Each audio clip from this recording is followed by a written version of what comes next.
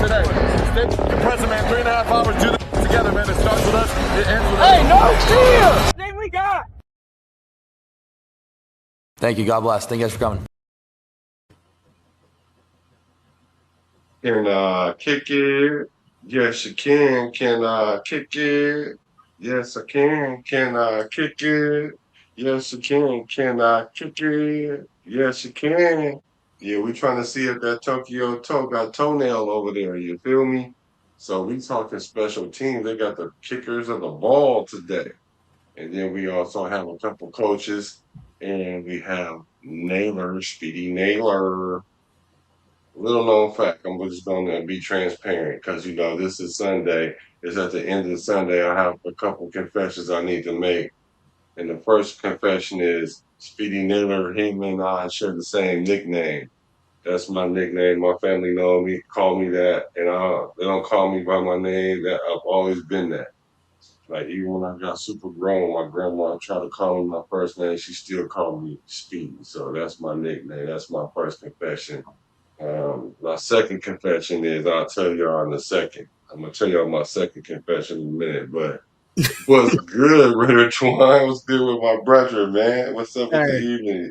Hey, it's Sunday, you know what I'm saying? Some people, it's coming to realization who they are, you know what I'm saying? And we might talk about that a little later on, but yeah. Oh, no, yeah, for sure. We about to talk about it sooner than later.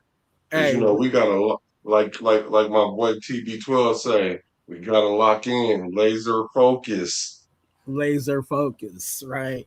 Hey, this presser, man. Hey, look, it's special teams, you know what I'm saying? And these are guys that we're gonna be calling on. You know what I'm saying? The majority of these guys, there is some other guys that are gonna, come up on these pressers, but for the good majority, it's the special teams guys, and these are the guys that we're going to be required to ask, you know what I'm saying, for them to do some things that are special, you know what I'm saying, on special teams. And I can't say it enough, and I'm glad that we have a head coach that makes it an effort. Is emphasis on special teams. I think a lot of people, they just think about offense and defense, but there's three sides of the ball. You know what I'm saying? Offense, defense, and special teams. And sometimes, and be honest with you, I've seen special teams lose a game for a team. You know what I'm saying? So special teams is a factor, whether they're kicking the last the last minute field goal, or you know what I'm saying, or just playing the field percentage, you know what I'm saying, the field yardage and the field position game, you know what I'm saying. Thank you, Black. But all that is important, and I'm glad that we're this head coach is putting the emphasis on special teams.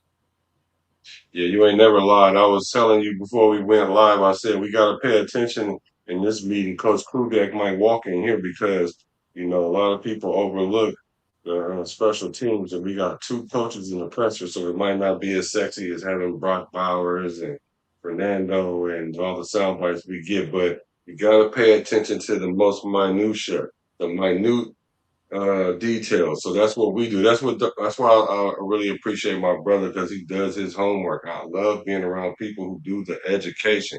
It's okay to be wrong, especially if you do the education, because you ain't gonna be wrong for long if you continue to do the education, and iron sharpens iron. So I hope you guys appreciate the content that we bring in. And please hit that like button on the way in. Don't be a fair Raider, and hit that fair for the Bart Show, the Bay Area Raider Talk. So, brother man, you got that new video out, man. I mean, I don't know, man. I mean, I don't know if y'all seen it. He dropped it about 5:30 West Coast time about Nando sexual. I don't know if y'all heard about it, but if you haven't heard about it, you're gonna hear about it. And so y'all make sure y'all go to his page and like and subscribe and go check out that video. Don't like and subscribe first. Look at the video, and if you don't appreciate that content, then don't. But if you do, then subscribe. I'm gonna speak for him on that one because we're in unison with that one. So, but it's doing good so far right now. I'm telling you, by tomorrow this time you're gonna be. I think I told you you're gonna You're gonna be surprised if people gonna want to know what you talking about, man. How you feeling about that so far? Hey man, just go ahead. Hold on, because you got a little backlash, a little bit, just a little bit, you know. Hey, there's always going to be people that are going to agree with you, and there's always going to be people that are going to disagree with you. But definitely, I'm not going to break it down for you. You know what I'm saying? I need you to go over to Raider Twuan. You know what I'm saying? Just drop the hot fire for you. You know what I'm saying? On Nando sexual. You know what I'm saying? What is a Nando sexual? You know what I'm saying? And you need to know what that is, because again, you might be hearing that floating around, you know what I'm saying? Not just with Raider Twuan, but you might hear some other content creators, you know what I'm saying, that have hit me up and said, hey, Twuan, I'm going to go ahead and use that over here. You know what I'm saying? I say, go ahead and use it, because we definitely need to, kind of lightweight expose some people, you know what I'm saying, that are identified as Nando sexuals. And hey, it might be you that might be a Nando sexual. And if it is, it's okay, because we still love you. Don't ever forget that part. Yeah. Don't get that part twisted.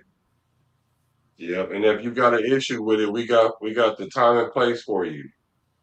8:30. What? Oh wait. I'm sorry, y'all. I'm sorry. 8:30 West Coast time. Fight or Flight Club. New Raider debate show. Structured, respectful debate show. You see, there's some hitters on there. We got hitters on that thing.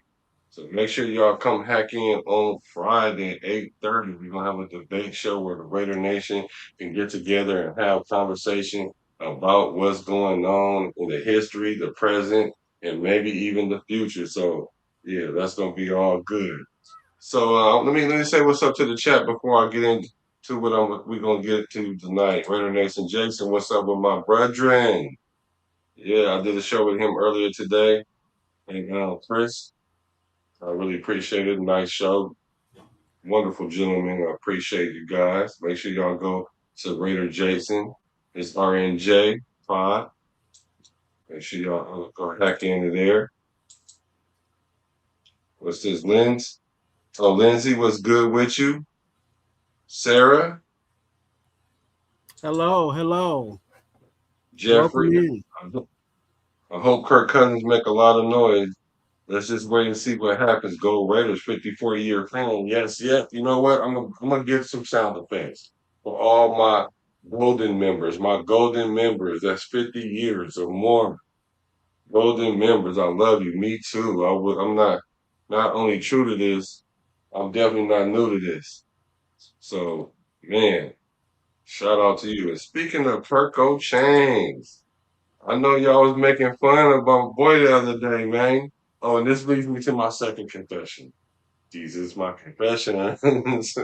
This leads me to my second confession. Y'all, a lot of people's making noise about my man and his drills and how he looked like he was 80 years old and he was old and he gonna be out week 2 and week 3. And they were for week 4, Wi-Fi Willie. They were sitting up there saying all these things and they based it off them drills. Well, I want to know what y'all think now, seeing this.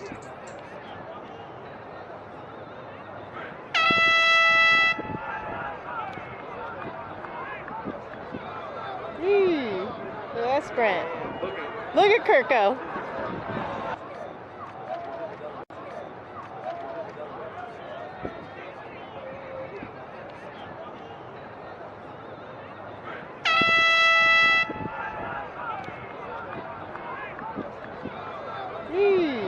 That's Brent. Look at Kirko. In the chat, how many yards you thought that was? That was at least 40, 50 yards for sure. Put how many yards did Kirko, you know what I'm saying, put on the Jets? Yeah, man. Pizzo, if you ain't doing nothing, pull up, brother. Hey, No, you might not want to. No, you might not want to do this one. You might not want to do this. We'll do it tomorrow. But if you want to, you're always welcome. Yeah, Pizzo, Washington. So what you say about Kirk? What you think about that before I have to make my confession? Hey, I mean, everybody was talking about how slow he was, but you know what I'm saying? It seemed like he put on the Jets to just let y'all know, you know what I'm saying? he knows how to turn it on and when to turn it off. You know what I'm saying? And that's what seasoned vets do. You know what I'm saying? They know during practice when to turn it on and when to turn it off. You know what I'm saying? When they go ahead, young bucks, go ahead and run your heart out. You know what I'm saying? While we doing warm-ups. You know what I'm saying?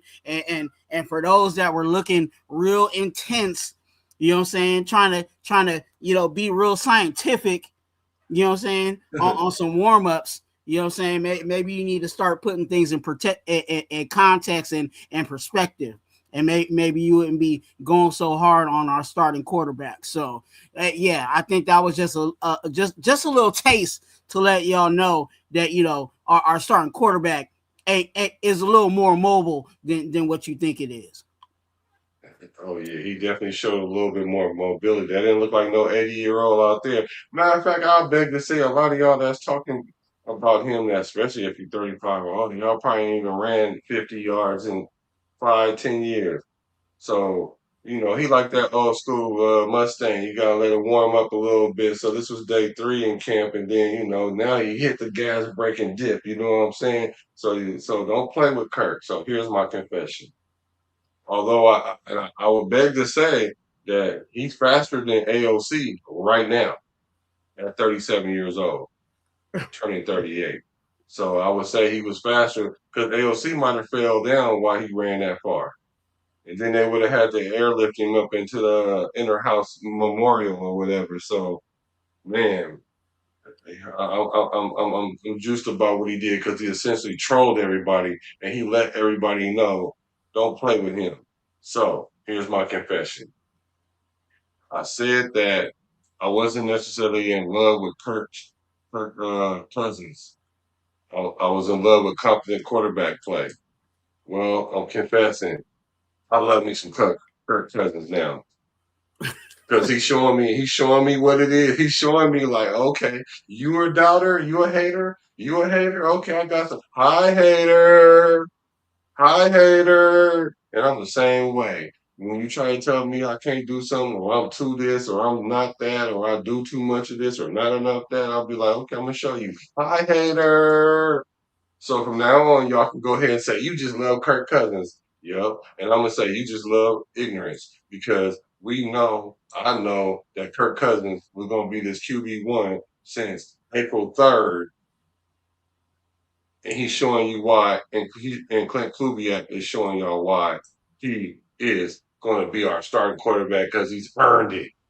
It wasn't given to him. It was earned. But to whom much is given, much is expected. So I'm raising the roof of wins now. Since y'all can look at him and say, "Ooh, he's stumbling." I mean, week 4, week 3. Okay, cool. I respect that. Now, since I seen what I seen, I'm gonna up my ante a little bit.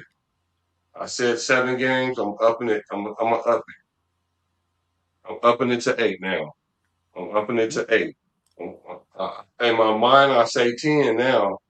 The ceiling is 10 now, y'all. I just raised the ceiling, just raised the roof now. It's 10 now, y'all.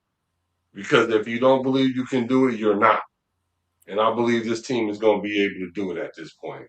I love what I'm seeing. So, Kirk Canes, or Cousin Kirk, as I call him, show them what you working with, brother. You feel me? So, man, Frank Webb was good. Marcus Banks was good with you. Willie Wayne. We got the Raiders in the building, man. So yeah, let's get to the meeting, man. Coach Kubiak wants us to do our homework. He expects the players to work hard. He expects us to work hard too. We used to be a competent fan base. We used to know football. We used to be one of the most knowledgeable fan bases of football itself. Let's get back to that. Let's see. So we're gonna go start off with Coach, man. See what he said because I haven't watched this. We are gonna see the Tokyo Toe talk. A lot of people excited about him, so we're gonna see. We're gonna see. All right, how's everybody doing? Awesome. What do we got? Coach, I'd like to ask you specifically about your attention to detail. I mean this as a compliment. You're a perfectionist. Would you talk about how that parlays into getting that into your players, sir? Yeah, I appreciate you saying that. That there might be some people that would disagree with that, but no, for real. I think the way that we get it across to our players is we call it one down, right? In the kicking game, you really only have one down to get it right. It's either fourth down, which obviously bad things can happen if you don't execute, and then on kickoff or kickoff return, you have one play. There is no second or third down to get it right. So, we try to get that across to our guys as much as we can, and then just as far as all the drills and all the setup and all that stuff, I've got an unbelievable assistant. His name's Tim McConnell, and then Marquise Williams. They're the ones that get me organized. So they're really they should be commended also because, that's what we want. We want to make sure that time is of the essence and it's really well organized, and that's hopefully what's getting out there. Okay. Okay. Remember, I keep telling y'all about these goosebumps, man. These is real, man. I'm telling y'all. First of all, he OG. He one of them real OGs. Like, he still might slap the taste out your mouth. Right. He was like, he still do push-ups and sit-ups. He coach look like he don't even play at all. You know what I'm saying? And so what he said that I really just loved is one down. You only get one down in special teams. The importance of knowing there's no zero margin for error. I think I'm gonna put that down for a t-shirt. For people that really love the game and understand that special teams are important. You can go buy a Tokyo Toe t-shirt that say Chinese writing on it, like this, right? Where is that? I mean Japanese writing, I'm sorry. Let me get it right. Yeah. Y'all buy a jersey with them letters on there and don't know what it say. It could say 2 egg rolls on it. You don't even know. But you'll buy it. But make sure y'all buy that shirt that's gonna say one play. And it always sometimes boils down to the one play too. So I like that one play. Yeah, you know what else I like about it, Black, is that when you have good leadership, it trickles down. And one of the things he said was, when we get out there, we only have a certain amount of time, and we're trying to maximize that time. What does that sound like?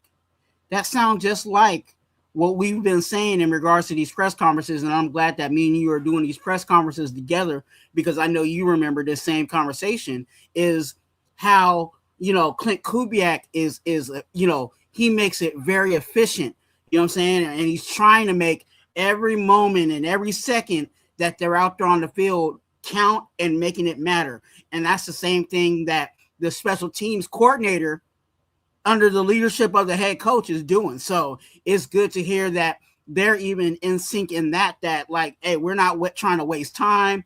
We're trying to be out there and as much time that we can get, we're trying to maximize those snaps. And again, making every snap count.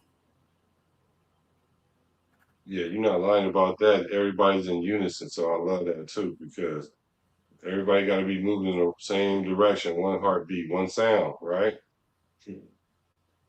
What have you seen from Kansai that has truly impressed you so far this season? Well, he did a good job of working in the offseason after we left here. He worked with a couple guys down in San Diego, and you can see a little bit more power in his kicks. But he's done a good job so far. We haven't had a lot of live kicks today. We thought we were going to get more in that 2 minute, but we only had the one. So I'm pleased with where he's at, but he's got a lot of work to do left. So they're talking about Tokyo. One of the knocks on him was the strength of his feet, of his leg. Young man, looked very young. What you say, Twuan, looked like he just graduated high school. Yep. So let's see if we can, our weight training has been doing a good job with our players this year. So that goes down to the kickers. And I think he just said he thought they had 2 minutes to go live for live kicks. That's when you have the line and they rushing the kicker.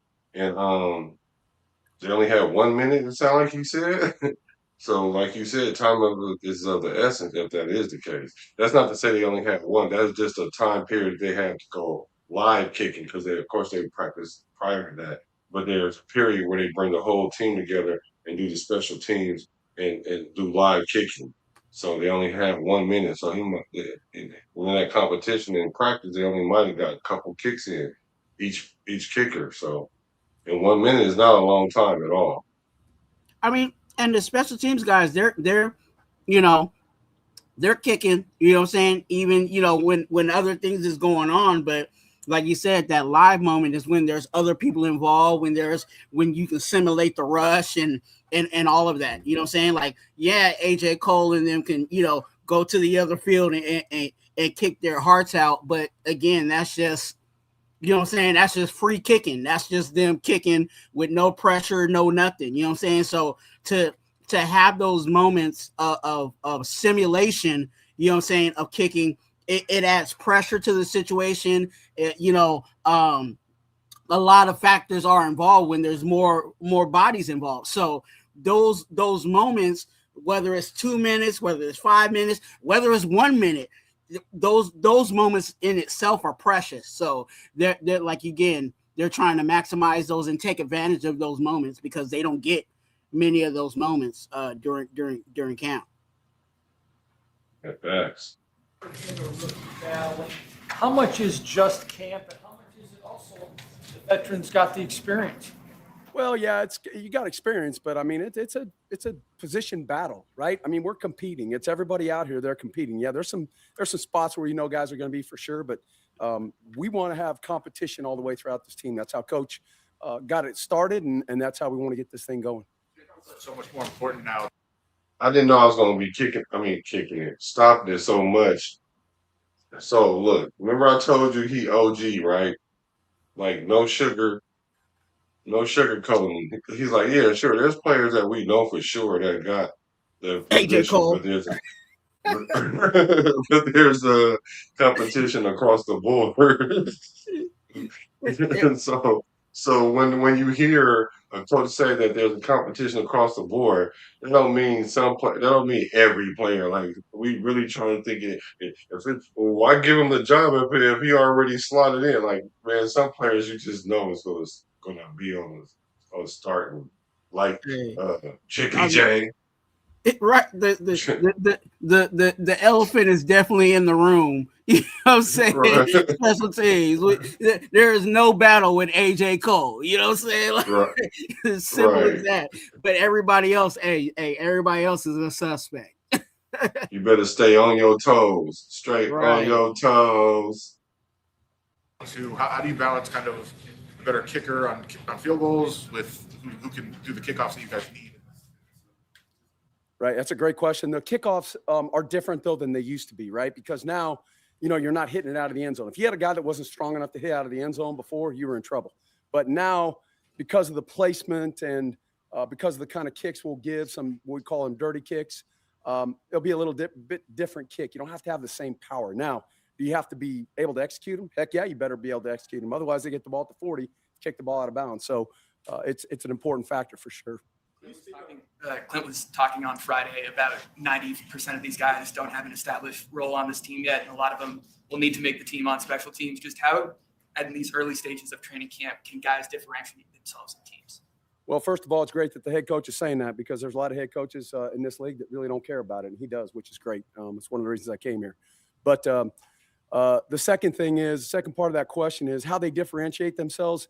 We have 3 teams that we're working with right now. They have names of the teams, and it's a competition every day. So we carry points with each one of those guys. So when we see a guy that's got a lot of points, we know he's doing a good job right there, whether it's a hustle play, whether it's a tackle, whether it's a great block, whether it's using a fishing technique we're coaching.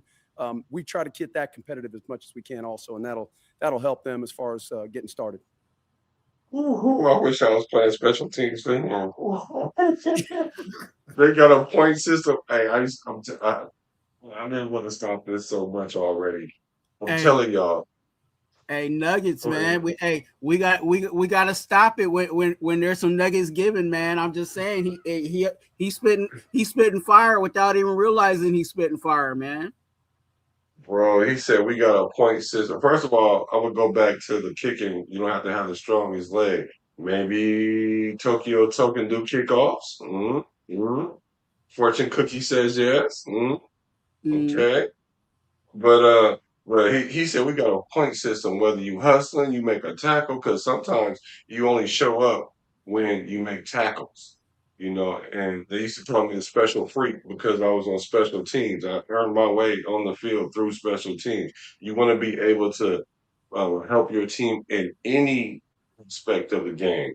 Because like you said, Twine, games can be lost in special team. Field goal position, like he said, you kick the ball out of bounds, right?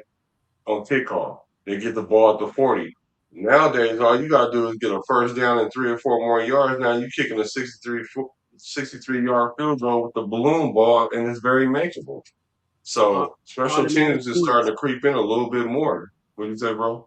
No, I said that's just automatic points. If you do that, kick like you said, kick the ball out of bounds, then it lands at the 40, and like you said, a first down or two, you automatically in point land, especially with these kickers that are already, you know what I'm saying, without the moon ball, you know what I'm saying, kicking 50 yards. So now they got a specialty ball, you know what I'm saying, that they can inflate or deflate to their liking, and you know what I'm saying.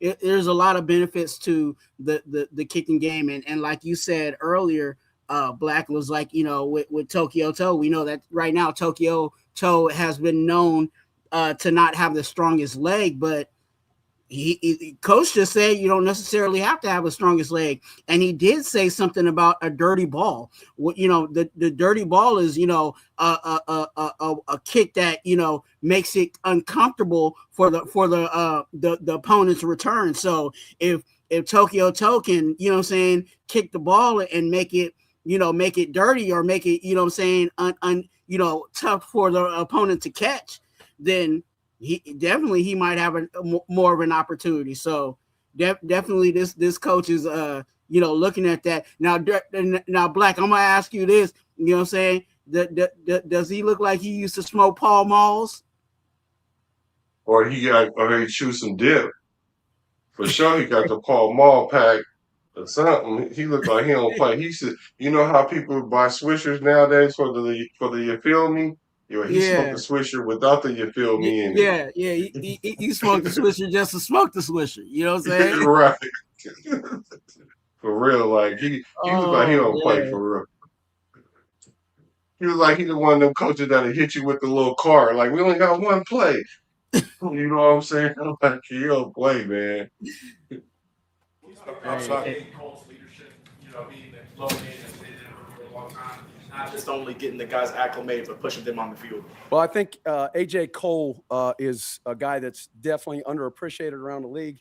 He's a guy that I think deserves to be a leader, and what we try to tell the specialist is, even though you're not out there practicing 100% every single time, those guys have got to see you doing uncommon things. So when he's in the weight room working, and when he's doing things as far as in tackling drills and stuff like that, and they see the leadership, and he's just a really, really good person, a really, really good player, and a really, really good leader. Outside does Malik have in the return game? You saw the speed in college, and obviously, coming from college, I did see a little bit more of. There's not a lot of great punters, and what he's going to have to show us is he's going to be able to catch an NFL punt, which is a lot different than a college punt, in my opinion. So that's going to be where it's at. But I mean, he's got playmaking ability. He's tough. He puts his head in there, and I'm excited to have the guy for sure. Your thoughts on Jermod as a punt returner? He's so quick. Yeah, no question. Hopefully we can get that. We didn't see that in spring because he wasn't able to practice as much. He did have one today that looked good in that drill. So hopefully we can get him going, because he's definitely going to be a plus if we can get him out on the field for sure. Yeah, pause that. Hey? Yeah, I already did. Go ahead, bro. Pause that. Hey, I gotta ask you, Black. Look, Jamar McCoy. Mm-hmm. Okay. Do you want him to ever do returns? I'm just saying, like, I know, look, hey, he's a rookie. I know, he gotta earn his keep. You know what I'm saying? I feel all that. But with his health concern and what we're really asking for him to be or our majority of our idea. I think I kind of speak for most people in Raider Nation that we think that Jamal McCoy should be opposite side of Stokes. We believe that he's that type of corner. So do we want to risk that by putting him on special teams? Because again, special teams is still special teams. You can still get lit up on special teams. What say you, bro? Because right now I'm not good with that at all. I don't even want him to try it out at this point. Let's get him all the way healthy first before we switch over to him being Deion Sanders. Okay, so here's my thing. When I first saw him back there, I thought maybe it was just get a football feel of things, to keep him active without having him be in all the drills. Now, hearing that, I have to think, okay, this is a serious, legitimate thing. Do I have a problem with a rookie doing it? No, not at all. Rookies usually do it because they can't start, so you want to put him on the field. And if he's a playmaker, you never know what might happen. So you can earn your way through special teams, which tells me a lot of people have slotted him already as a starting corner, comparing him to Woodson and everything, right? So my thing is this. He can earn his way on the field through special teams too. He's not exempt to this. And as far as the special team aspect of him doing it and getting injured, you can't play football scared or cautious, should I say. You can't. So he based on what I've studied about his injury, he's good to go. So we only want to bring him back slowly because he hasn't played a year, and also we want to preserve him as long as possible. So with that being said, is you get him a chance to be effective in the game. Now, as far as the dangers, I think it's more dangerous playing corner than it is kickoff return and punt return. Because usually if you get hit really hard on punt return, it's usually up here. And then plus you can fair catch the ball or whatnot. Now kickoff return is a little bit different. Even in that, you don't really get hit low in the knee, but that'll hurt any player no matter what's wrong with your knee, if anything wrong with your knee. I just think that I'm coming around to the fact just recently, right now, thinking that that's a good idea. Go ahead and put him out there. Let's not be scared. Let's go ahead and or overly cautious and let the boy ball. Because if we're trying to pick every spot like a chess game, then I don't know. It's kind of like we're playing too cautious. So hey, we expect him to play. We expect him to practice, like Coach Kubiak said. So we're not gonna when he's on the actual field itself, then we're gonna treat you just like every other player because we knew the risk. You knew the risk. We're trying to ball out with it. So I'm fine with it at this point. Okay. What do you guys think? What do you guys think in the chat? Because What's good with Alfredo? Go ahead, bro. No, I just feel like if we go, just in my opinion, I think that if we want to maximize where he is right now, like I'd rather just maximize his abilities right now at corner. I think we got when we look at this roster, I think we have far more than enough people that can return the ball than to risk somebody, coming off a serious, injury concern to, to special teams. That's I think. I think punt return he'll be fine. I think he'll be fine doing punt return. Punt return is probably all the special teams are dangerous, but I think out of the ones I would say punt return is probably the least because you can at least fair catch the ball. And I think they're just trying to get him on the field, get him acclimated back to playing football again. That's what I think the line of thinking is. And on your to add to your, because again I try to see both sides of every story, but to your point, they're also trying to help him mentally, right? So if he used to play special teams, and you give him a couple of kicks and he can return it, or whatever, you're also giving them confidence and saying, yeah, you're back. Yeah, you know what I'm saying? Yeah, you can cut, you know what I'm saying? Yeah, you can, you know what I'm saying, do, you know what I'm saying, all those movements you need to do to play the game. So it might be also a confidence booster at the same time. Yeah, that's a good way to look at it for sure. Here we go. Raider Nation 5, nickel and dime. What's good with you, brethren? It says Masses, cornerback 3. Oh, okay, Stokes is 1, Porter 2, Masses 3, Decam 4. You don't have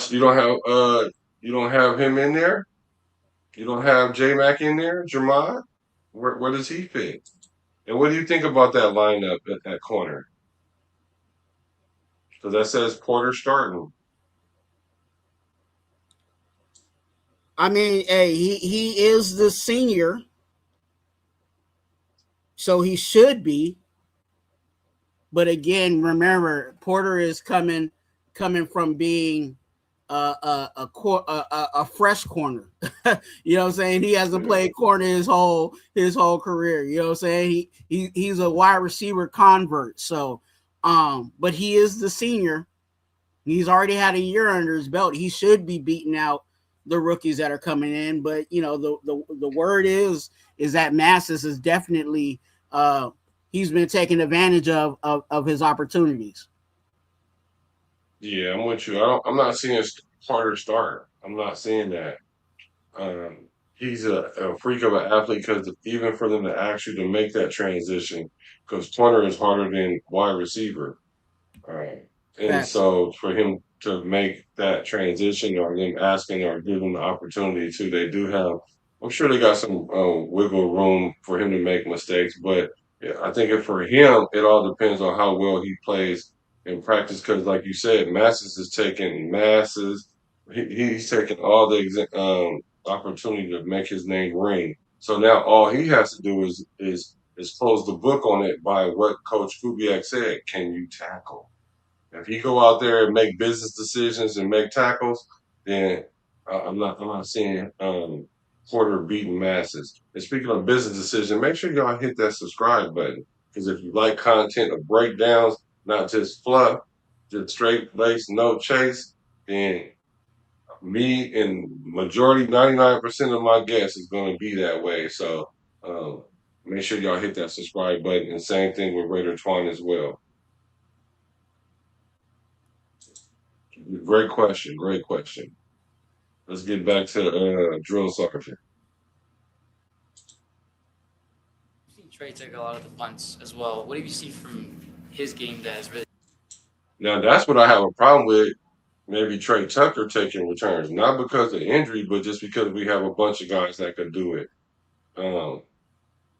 So Trey Tucker, I kind of have an issue with because once you been in the league for a while, you probably shouldn't be doing special teams. Like I mean, like kick return or punt return or something like that.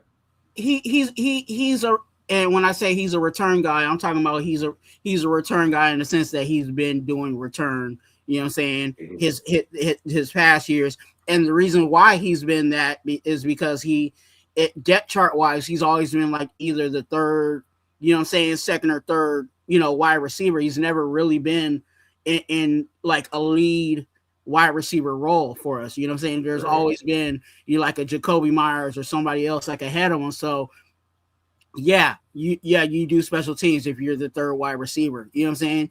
But in this situation, I think he's elevated himself, and I think he's either possibly the number one wide receiver or he's possibly the number two wide receiver. However you want to play it out, it could be Tucker or it could be Nailor. Whoever you pick, that's on you. So because he's a 1 or 2 now, I would feel like you said, I'd rather have, you know what I'm saying, like Benson do it, or I'd rather have, you know, one of the young bucks, you know what I'm saying, take over for that.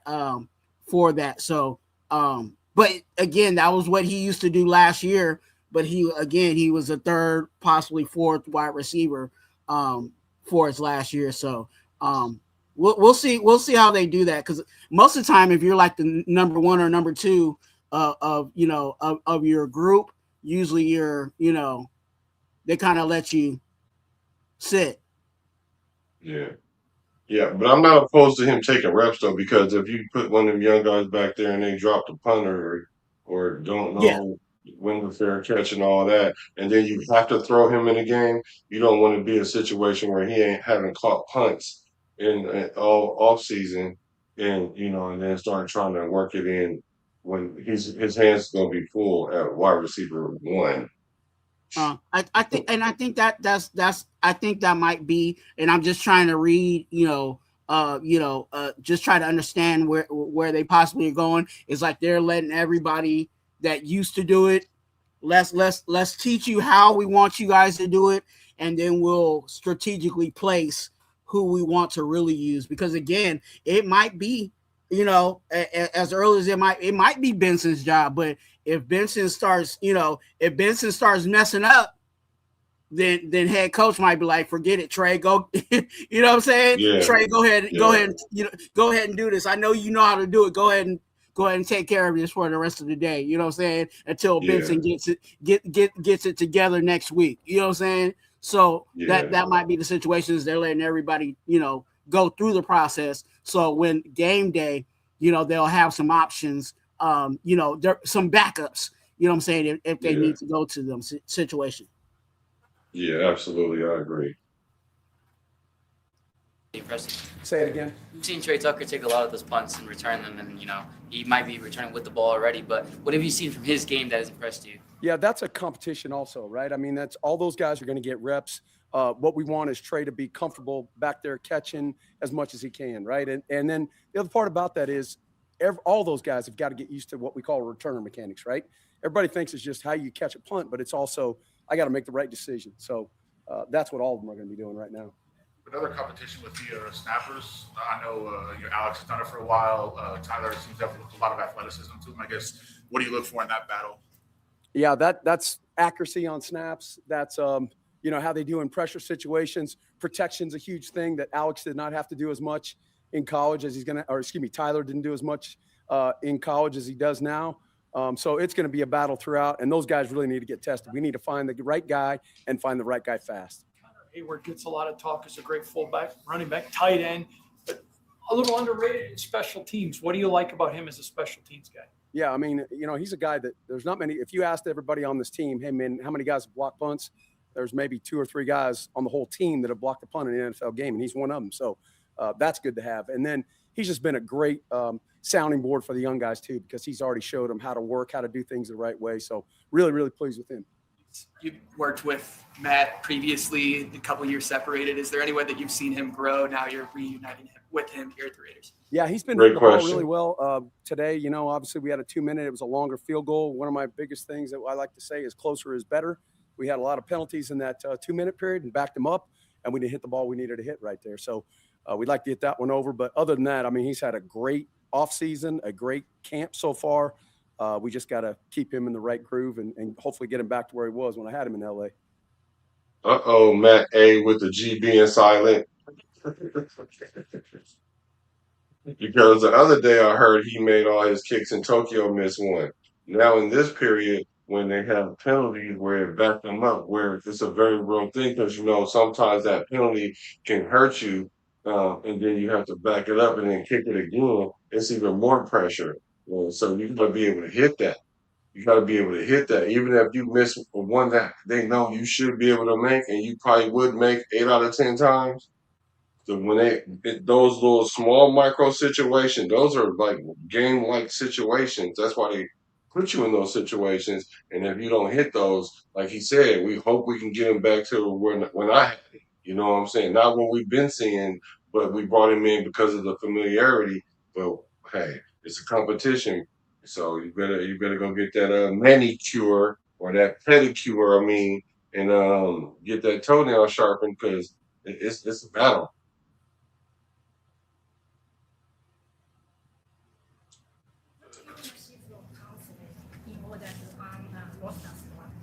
Okay, to get a roster spot for Kansai, he's in the competition, so he's got to, do a great job there. But the great thing about his situation is in the international part of it, there might be an extra spot for him depending upon how it is. So hopefully he can show enough, which, knock on wood, I hope he keeps showing what he's showing right now, and hopefully we get a chance to keep him at the end of camp, which would be great. Would you say Kansai is pushing Matt Gay. Yes, I would. Yeah, I mean, I think it's a legitimate competition. Weak in the return alignment this year on the kickoff rule, but it's kind of new for you anyway, right? Coming from college, so Yeah, they say that though, but I was in a league for about 35. This is my 35th training camp, 35 years in the league. So a lot of times when they put that rule in, I was in a lot of those meetings to put that rule in. So I've seen it before. I had a bunch of NFL coaches, head coaches call me, "Hey, Joe D, what would you do with this play?" And at that time when I was in college, I told them, "You guys figure it out." But we've done a lot of work on it, and I think having Marquise here is going to obviously help. So that'll be great. But formationally, there are some things that they did differently, taking a couple more guys off the ball. You just really, it's a different play than what the old kickoff was because it happens so much faster. So getting off of blocks, getting onto blocks, and then having the right track as a returner is really, really important in this play. What's wrong with your coach, Twuan? Hey, I can hang out with this dude, dog. Hey, look, hit me up on IG. I know you probably got a burner account. You know what I'm saying? Hit me up on IG. Look, we can have some burgers. You know what I'm saying? I like this dude for real. Me and him can hang out. You know what I'm saying? He can get a real beer. You know what I'm saying? I might just go ahead and give me an old dude. You know what I'm saying? I'll get a root beer. Yeah. you were able to deflect the question when you were in college, I guess. But Oh yeah, everybody said y'all figure it out. what do you think of it? Do you like what it's done for the game? Oh, yeah, I love it because that's part of the reason I went to college because at that time we were kicking every ball out of the end zone. So now instead of having 35 plays a game in the kicking game, you eliminate 10 plays. And, that's frustrating. I don't like to just sit there and kick the ball off in the end zone and go, oh, yeah, that's great. I mean, that's not what football is, in my opinion. You get better at blocking and tackling when you do that. So a lot of the young guys that are out there are going to get better as football players. We've experienced a lot of training camps. Clint is now going through his first one. What have you seen from him and his leadership in kind of running a tight operation? Yeah, I think what you said is the tight operation. He's that guy's all business. I mean, that's just. I think our team has taken that over too. Like when you look at it, it's a business type atmosphere, but the guys are still having fun. So that's hard to accomplish, and I think he's doing that right now. He's been unbelievably organized. I couldn't be more impressed with him right now from what he's done so far. But obviously, we're all in the honeymoon stage, and we're all 0-0, and we got to get going from there. All right, thanks. Thank you. The realest. Joey D. Joe. Ain't that what his name? Joe Decamillis? Yeah, Joey D. Joey the realest. Joey the realest. That's what he is.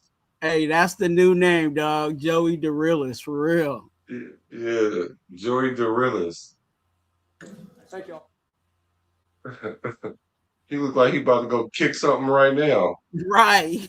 He got about somebody in mind that he got to have a conversation with. You know what I'm saying? Right now. Like if he the type of coach, no lie. He the type of coach when you see him walking down the hall, Clear out. you know he probably gonna say something to you. So you might as well don't even try to walk by him hella fast or act like you don't see him. Because as soon as you bend that corner, he gonna call you, and he got one of them voices that go around the corner. You know what I'm saying? Like the parents that Right. call your name and they don't call you more than twice because you better come running that second time, even if you didn't hear it that first time. He one of them coaches. So I'm very impressed with him. Let's see. I'm glad we. Oh, go ahead. Go ahead. No, go ahead. No, I was just gonna say, we listen to him first, so let's see if some of these other special teams, players got something to say about him. You know what I'm saying? Yes. Man.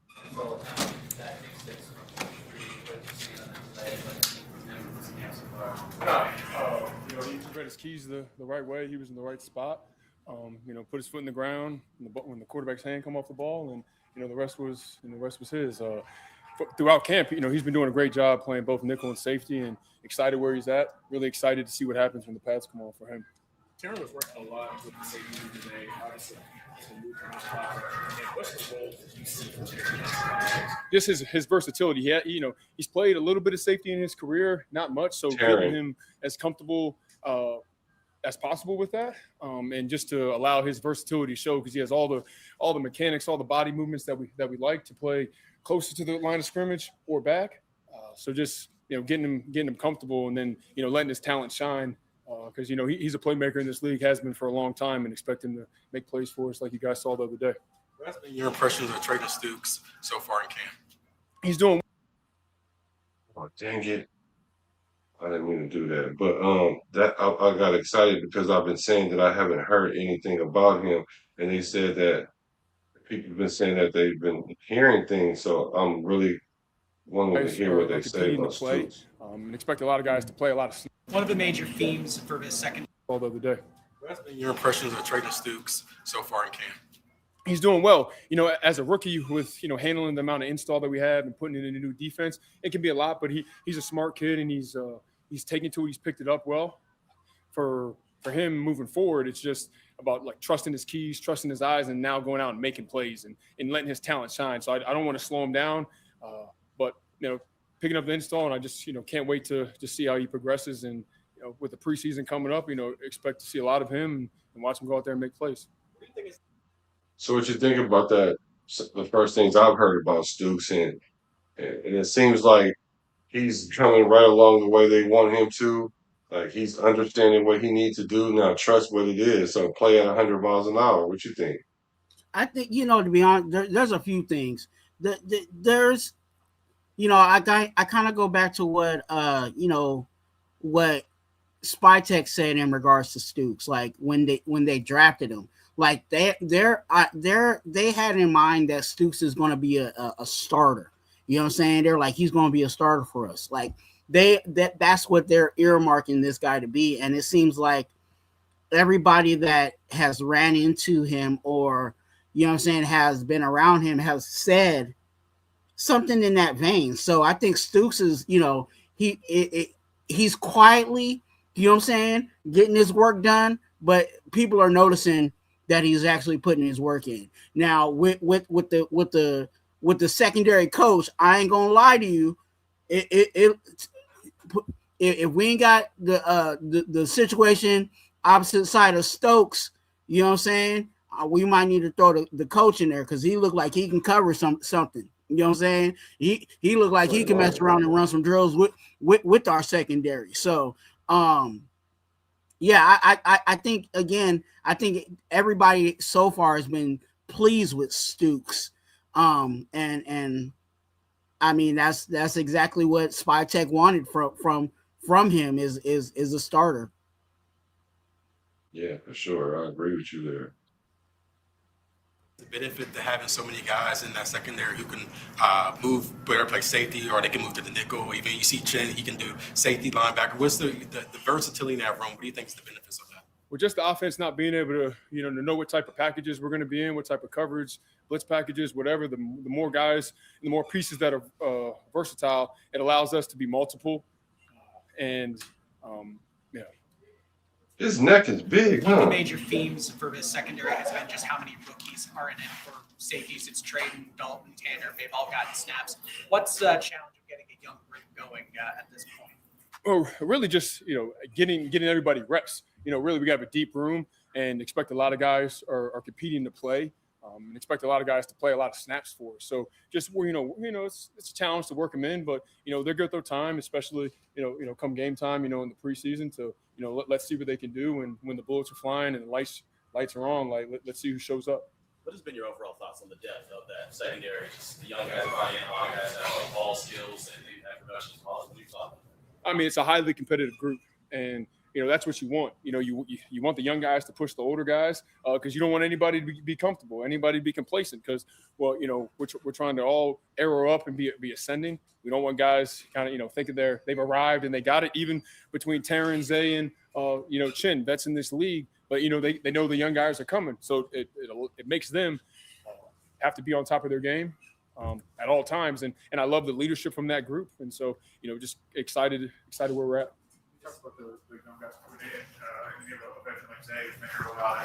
How's he kind of reacted to that pressure? How's he handled it, the competition? It's great. They're all those three guys. They're pros. I love their approach. In the room, they're coaching up the young guys. They want to be coached. They're allowing me to coach them hard. So I'm pleasantly, I'm happy with how they're doing. And, Zay, he's a great communicator out there for us and kind of putting the roof on the defense, getting guys lined up, calming it down if anything ever gets kind of hairy. So like where he's at. Has been Telling y'all, a lot of people counting out Isaiah Palomalo. They're counting him out.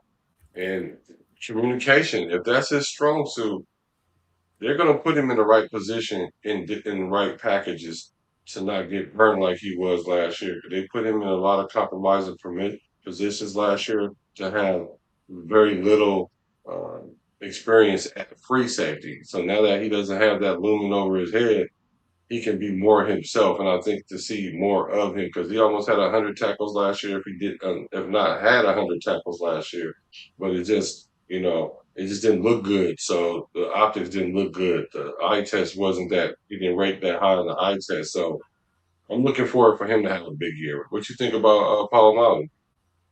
I mean, I hope he does.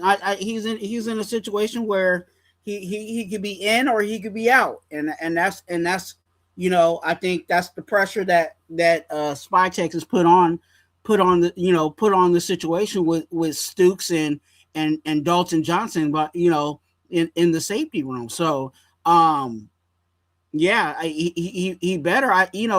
There's talent there. I'm not saying that Palomalo ain't talented. I think he has to be in the right position, and I think again, there is pressure behind him in regards to the safeties. No, yeah, he definitely has pressure, and it's because he could end up being an odd man out. And one of the primary ones responsible for covering Brock Bowers in camp so far. Just what's so difficult about how he is as a receiver to guard? He's challenging. He's a bigger body, and he's smooth at the top of the route. And that's where tight ends in this league kind of get an advantage because they're not, the defense is at the disadvantage, because they're nudging, and that's where they're allowed to create space. And that's all you need. All you need is a little bit of space. And, you put it on Brock, he's going to catch it. So, it's a challenge for us. There's a lot of other great tight ends in this league, great slot receivers that we're going to have to cover at times. So it's great work for us here, and we just got to continue to, get better at it. What is the main attitude you would say that is in that secondary right now? What are the guys feeling? I think they're just feeling the pressure of we got to play fast, we got to play aggressive, but we got to know what to do and be disciplined in the back end so the ball doesn't go over our heads. But we got to be able to trust our eyes and then go make plays because this league is all about the ball. If you take the football away, one, you make yourself some money, all right, and then you win games because of the turnover ratio.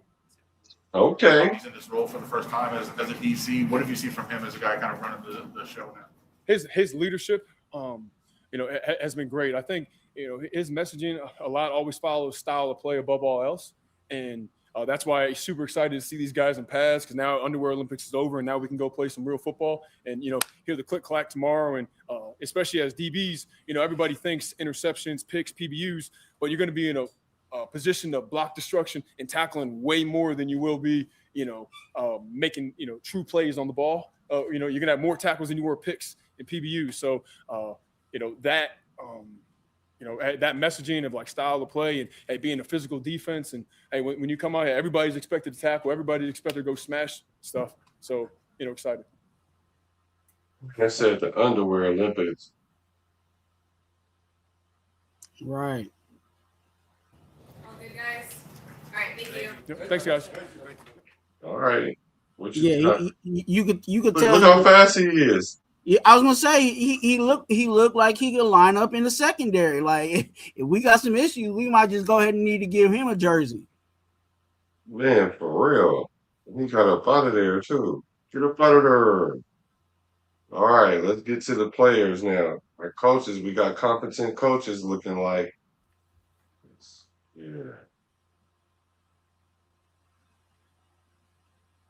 I know one thing, they need to spend a little bit of money in their media room because they sound like they're in the basement.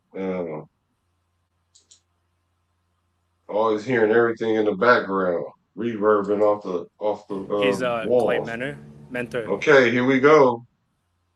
There's a The Tokyo Toe.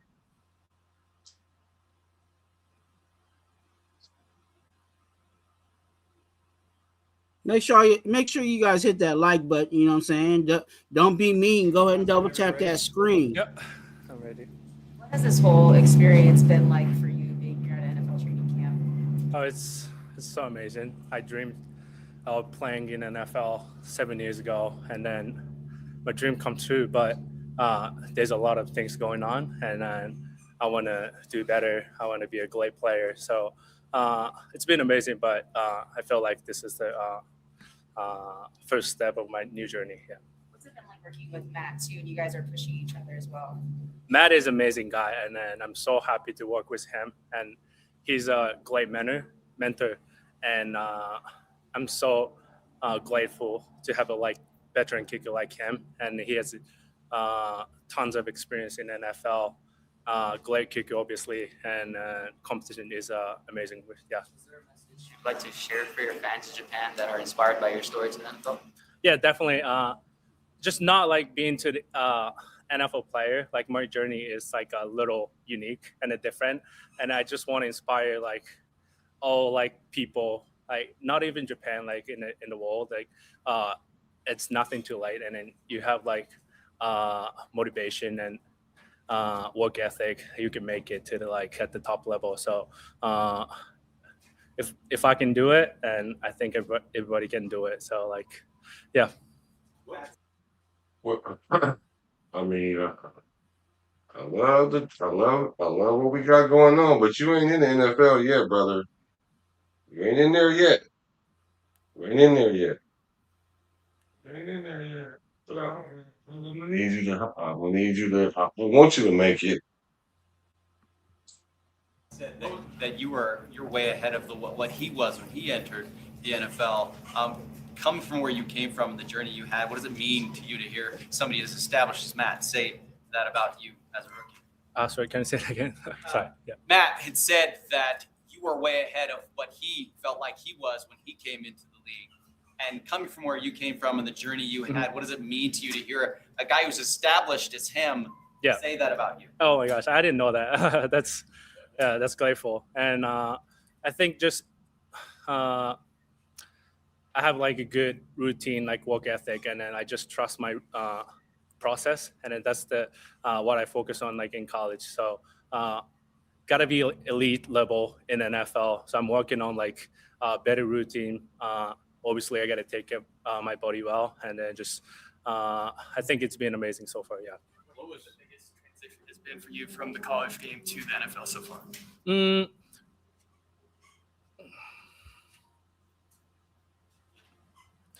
I haven't played an NFL game yet, so I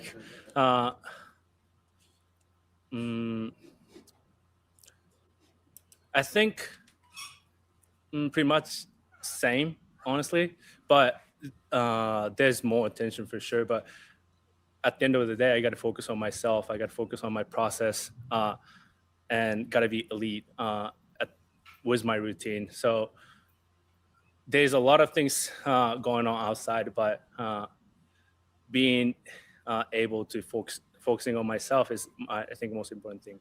When you went to San Diego and did your training before training camp, what was that? What was the biggest takeaways you had from that? How much did that help you? Yes, kicking was with Coach Novak. Yeah, in San Diego, yeah. Yeah, so I've been working with him after my college season. So it's almost 5 months, and he's been really great coach. He gave me I asked him a lot of questions. I think I showed my consistency during the college, but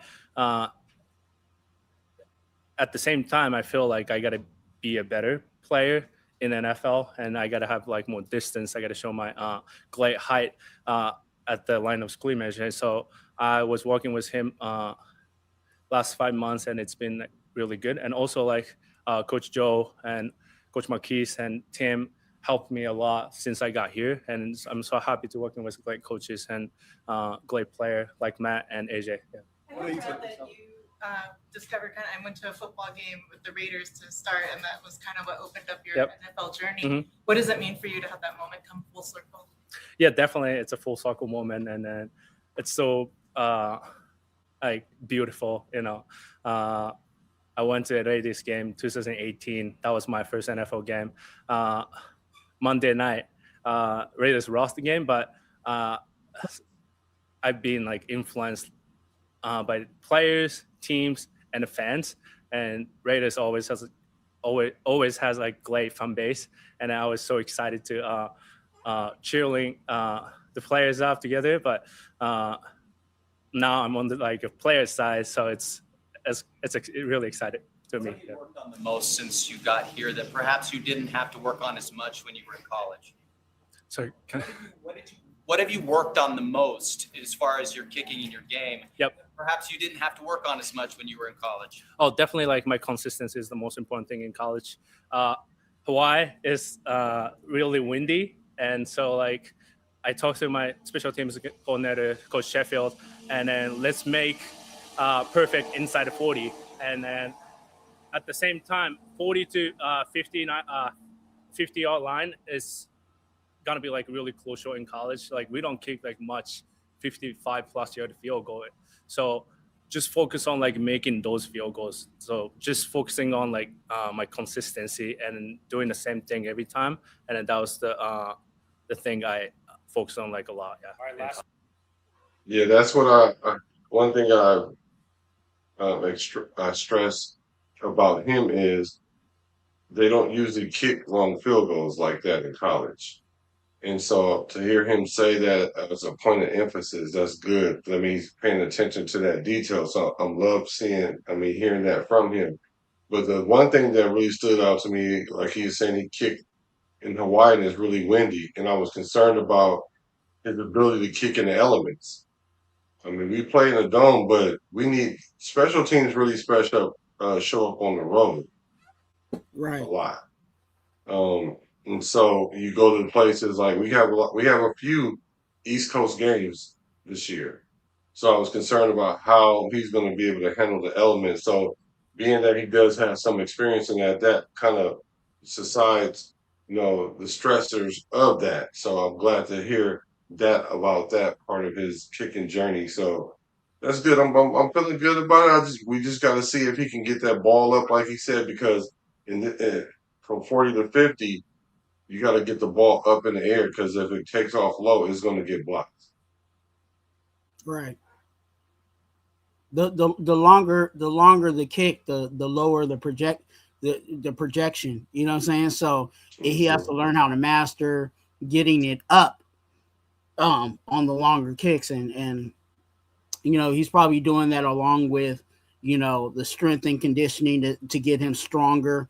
You know what I'm saying, to be able to kick those longer kicks. But along with the strength, you still have to work on that accuracy. So, right. He's working. It sounds like he's working. He even going to other people to go get help outside of the facilities to get his game together. So, that's all you can ask at as somebody in this situation is, you may not necessarily have it right now, but are you doing all you can to work it out?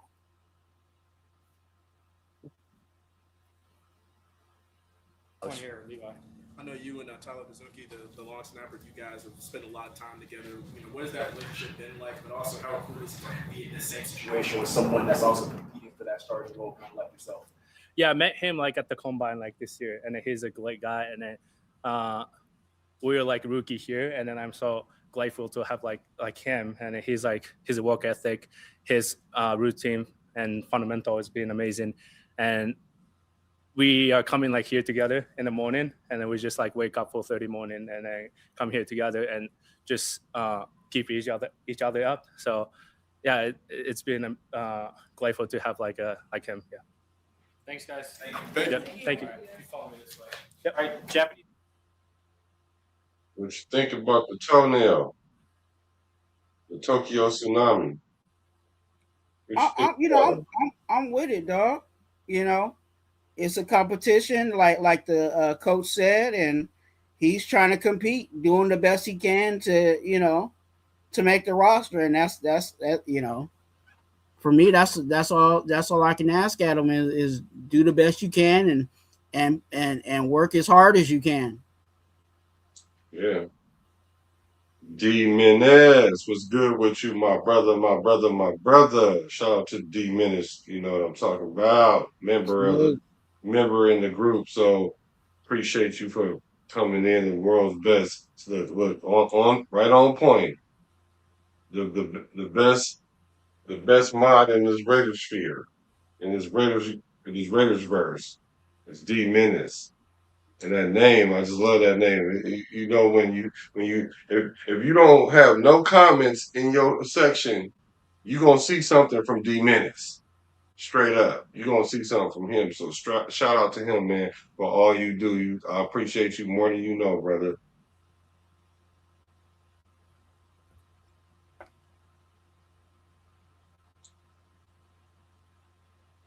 All right. Let's put the nail in the coffin. Speedy Nailor.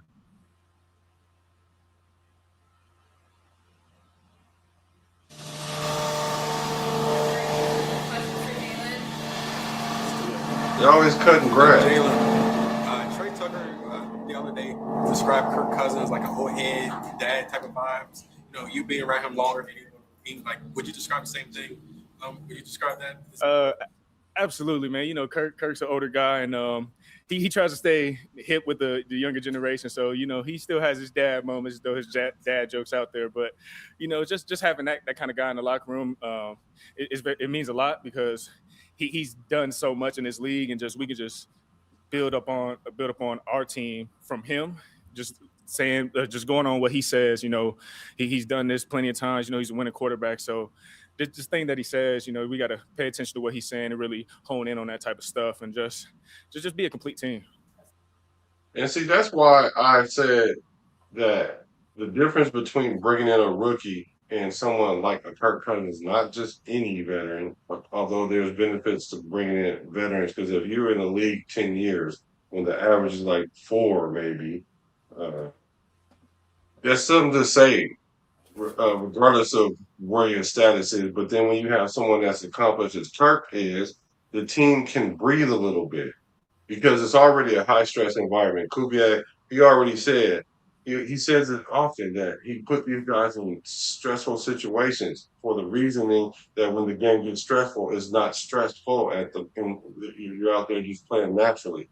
And so to have somebody like Kirk Cousins that where you can breathe a little bit, that does a lot for your team. It doesn't show up in a stat because people like to throw around stats. I like to back up my takes with stats and stuff too, but like I say, stats tell a story, not the story. And to hear this from Speedy Nailor, it's good to know because that confidence and that comfortability is gonna come and it's gonna pay off, whether people understand that or not.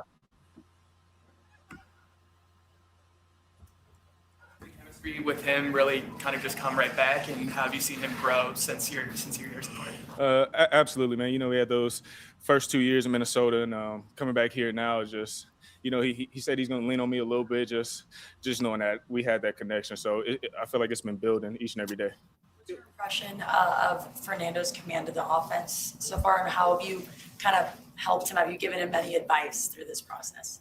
I mean, he's taking total command of the offense. You know, it's not like he's going out there for the first time. You know, he's under control. You know, he's speaking very loudly, very clearly, so everybody can hear the call. Just things that you need in a quarterback in a huddle. And he's just growing each and every day, and just seeing that progress from the first day he got here and just to now, just the total command of the offense, of the playbook, and just being himself and just playing ball. Do you feel that you guys need to establish kind of like a hierarchy and like the roles in that way, or do you think the collective effort is kind of something that can be effective for this team? Definitely the collective effort can be effective for us because, you know, we're a team. It's not a individual game. You know, every guy on the field has to do their job to make things work. And no matter who's in there, man, we expect the same thing from the ones all the way down to the rookies. You know, we want guys in there that's going to go out there and compete and play their lights out. Brock make a ton of plays so far in camp. Just how does having him on the inside help the receiver group? I mean, it makes it easier for us, man. Just having that single coverage, knowing that Brock's gonna draw much attention to him. It allows us, me, Trey, Jag, all the receivers, just to go out there and just play free and just play fast and just win on one-on-one battles. A couple of days ago, Trey Tucker said about the receiver room that we don't want the receiver room where everybody's doing the same stuff. We want to be a big variety of guys. So you come into this room, what do you think is the thing that separates you, the thing that you do differently compared to the rest of the offense? I feel like I'm a total complete receiver. I can do things on the outside, do things on the inside, run game, pass game. I feel like I can do it all. I can run the whole route tree, things like that. So it's just a matter of me being a leader of the room and just try to bring as many guys along with me as possible. I think I've been doing that a little bit, but I could definitely do way better and get to where we want to be as a receiver room. You mentioned the team as a whole wanting to do well in the receiver room, but new team for yourself. Are you seeing this as a big opportunity in which you can really shine and make a name for yourself on a new team? I mean, I'm not looking at it as like I'm trying to make the best opportunity for myself. I'm here for the team. I want to win games. I want to win a Super Bowl. So it's a matter of just doing what I got to do when the play is called and just make plays when they're called upon me and just have that confidence in the guys. If guys dropping balls, things like that, just be there to pick them up and just be a leader, man. Just try to be a role model to these guys. We've seen Hezekiah Masters lined up across from you a couple of times. What have you thought about the young man? Oh, he's a terrific player. He's long. He plays with his length, so that suits him well, and he can run. So just having that type of stuff from a young cornerback, man, it's very promising for us and for his future. He's a great player. He's humble, quiet guy. He just goes out there and just plays ball. What was it like going back to doing what's best for the team? It seems like everybody in different rooms has that same mentality. How important is that, considering there are a lot of newer veterans on this team, a lot of young guys as well, to have that so early on? It's very important because it's a team sport. So you can't go out there thinking like, oh, I got to do this, I got to do that. It's more so, what do we got to do as a team to get this play done and move in a positive direction? Just keep that type of mindset going. Just always thinking positive on what we can do better. What was it like having fans on your I love it. I love when fans are at practice, just have that kind of that energy. I feel like football players, we feed off that energy from the fans. Just having them out there, man, it's just a blast just to see them in there and just rooting us on, even though it's a practice. Played for Clint before in Minnesota, but now I did not. Oh, I did not. What have you seen from him, in his first training camp and coming back out? Just his intensity, the attention to detail, to everything that goes in offense, defense, special teams. He's very in tune with the details, the little things. And as we watch film, it's the little things that's getting us beat on certain plays. So just focusing on those little things that he's preaching, and it's gonna take care of itself. Sure, would you say that Clint Kubiak is establishing so far, just as a whole with the team? Just a team first basis. We're not an individual team. We always want to express ourselves as we Raiders, things like that. So we never want to put just our individual self in the spotlight. It's never one guy. If a guy makes a play, it's not just he just made the play. It's all 10 other guys made the play as well. So it's a matter of just honing in on being all about the team. Really impressive. I like what have you that. thought overall of just the Clint Kubiak offense and the way he wants to attack defenses? Oh, I love it. I mean, he wants to attack no matter what. If we're up, down, winning by 30, losing by 30, he always wants to be in attack mode. Now, I really love that about his offense. We always want to keep our foot on the gas. Hyping up the other guys. When Trey talked about Malik, he kind of just lit up. He couldn't stop raving about him. So have you kind of had the same experience with Malik? Yeah, for sure. He's a young kid. He has a ways to go, but he's asking questions. He's asking the right questions. He wants to be better. He wants to play. He wants to be on this team. He wants to show himself. So just having that type of mindset as a young rookie, it means a lot. Just for me, just have him asking questions to me. Just it shows that he cares, and I care as well. So I want to give him all the pointers that I can with whatever he's asking. Yeah, I'm liking that we, not me mentality. I'm really appreciating that. What's up with you, Dirty? Hey, what's up, Dirty, man? What's good with you, fam? No, I like that he's talking about me, not me, but we. You know what I'm saying? He right. And this is, again, like I said earlier, this is one of the guys that is possibly the number one wide receiver, right? Whether you think it's him or you think it's Trey Tucker. So if you believe that he's the number one wide receiver, or whether you think he's the number 2 wide receiver, and he's preaching you know what I'm saying? He's setting the tone for everybody else in that room. You know what I'm saying? If the 1 and 2, and we know what time Trey Tucker's on, you know what I'm saying? Like Trey Tucker's been on the we bus, you know what I'm saying? So if those 2 guys are preaching we in that wide receiver room, then there's no room for divas. You know what I'm saying? There we go. There's no room for divas. I didn't mean to cut you off, but that was a bar right there. That's the Raider gospel. You know what I'm saying? When the top in leadership is it, what Dante Thornton can say? You know what I'm saying? He ain't got room to be a diva when the 1 and 2 is already preaching Jack Best. You know what I'm saying? I like Jack Best, but he can't walk around talking about me. When your leaders are talking so I like that. Yeah, me too. All good, guys. Thank you. Thank you. Oh, the other thing about the that I love was when he said if someone's gets a first down, it's not them getting a first down. It's all 10. You know what I'm saying? It's all it's all all 11 that got the first down. So I love that mentality that it's not, oh, I got the yardage. You know what I'm saying? No, we got the yardage. Yeah, and our wide receivers are in shape. Our wide receivers are in shape because they're going to have to block. That's one thing I stressed about this Kubiak offense is that you have to be able to block. I believe he's the one that said no block, no rock. And I stress the ability to block can keep you on the field a long time because a lot of receivers like, well, I'm not getting the ball, so I'm gonna just half do it, So at the same time, to see these receivers prioritizing that tells me that our team is buying in or totally buying or bought in already with that concept. And if that's in the forefront of your mind, then that also reinforces that we mentality and not that me mentality.